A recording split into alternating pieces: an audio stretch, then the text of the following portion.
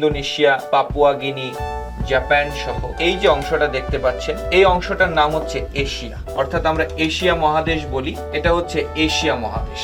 এই অংশটুকু হচ্ছে আফ্রিকা মহাদেশ। আফ্রিকা মহাদেশ।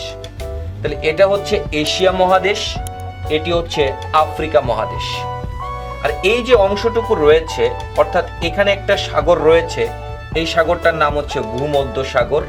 ভূমধ্য সাগরের উপরের অংশে ইউরোপ মহাদেশ, নিচের অংশে আফ্রিকা মহাদেশ।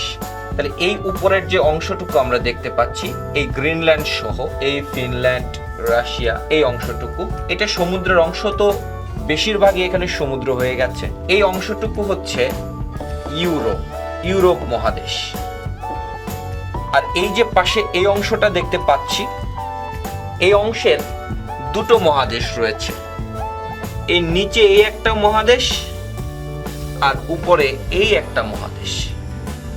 এই উপরের অংশটুকু আমরা উত্তর আমেরিকা মহাদেশ, উত্তর আমেরিকা।